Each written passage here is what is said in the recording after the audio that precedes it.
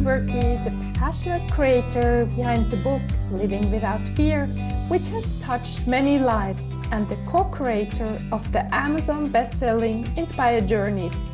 If you're eager to explore a world of endless possibilities, you've come to the right place. Know someone who could use a dose of inspiration from today's episode? Feel free to share this podcast with them.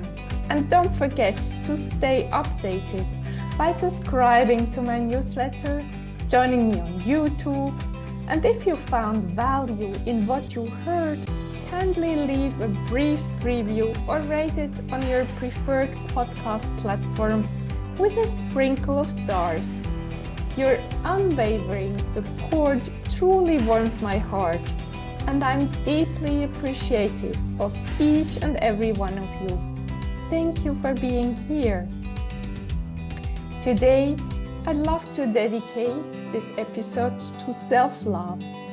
Self-love because we are all struggling from time to time for a shorter or longer period with self-love.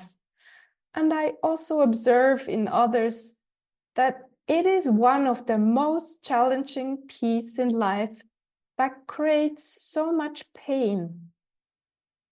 Let me tell you how I coached one of my friends on this topic. When she came to me, she felt so miserable.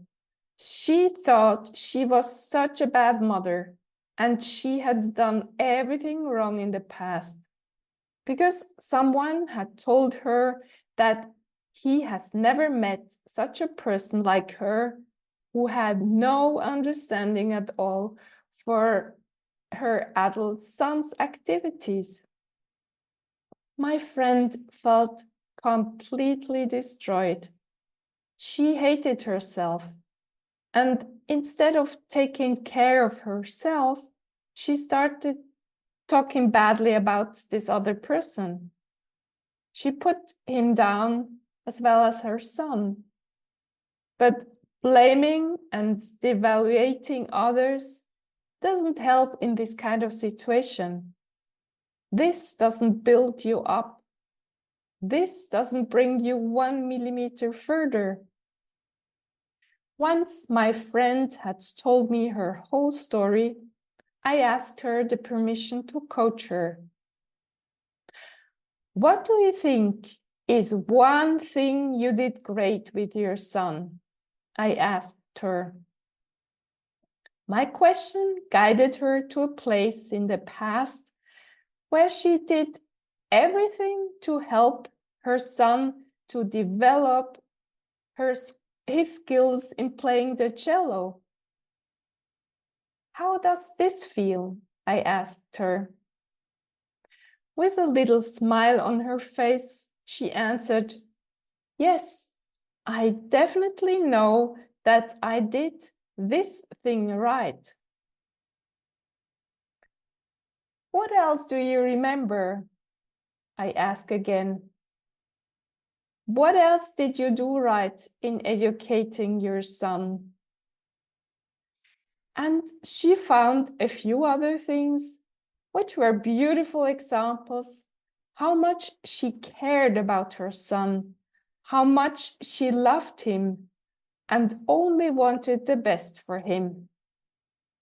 Her face slowly cheered up a bit. But then she remembered again how much this other person had hurt her, and we had to take care of this pain she couldn't forget. She was so hurt because she didn't feel seen, heard, and understood by this other person and by her son. And this was such an old feeling. She started telling me how her mother had made her feel this way when she has been a child. Her mother hadn't built her up. It was the total opposite. Her mother often destroyed my friend's self-confidence by saying negative things to her. And that's why she started hating her mother. And at the same time, she couldn't develop the self-love she needed so much. But how can I get out of this circle? She asked me. The most important thing in this situation is to go back to this little girl she was at the time. See her, I told my friend, how hurt she always was. And imagine you need to be a loving mother to this little girl now. A few days ago, you were hurt and it triggered the same old feelings. To help you now, you need to be kind and loving to yourself. Take this little girl by the hand. Tell her how you love her and how much you can feel how hurt she is. Take her in your arms and tell her, it's over. I'm here to take care of you. I'm here to comfort you. I'm here to help you get over these emotional wounds. You're not alone. My friend listened to me. Then she asked me again, don't you never feel hurt? For sure, I said.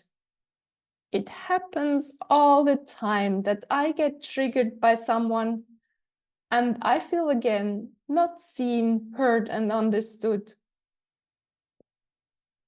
But then I always go back in time and I start comforting this little wounded girl in me. And this is something I have to do over and over again. It is not a one-time thing, and then it's resolved. Unfortunately not. Self-love is a journey, and I'd say a lifelong journey. But it gets better the more often I'm aware of what is going on, and the more often I comfort this little girl in me. In the past, it took me days or weeks to get out of my rabbit hole, and I needed help with, which I mostly got by my therapists. But nowadays, those challenging moments of feeling triggered and hurt don't last long. And one more thing is crucial. And I want you to remember this. Don't blame others in those situations, because that doesn't help you at all. It's better to stay away from further discussions to avoid more damage. Leave the room or end the phone call or say goodbye and leave the meeting.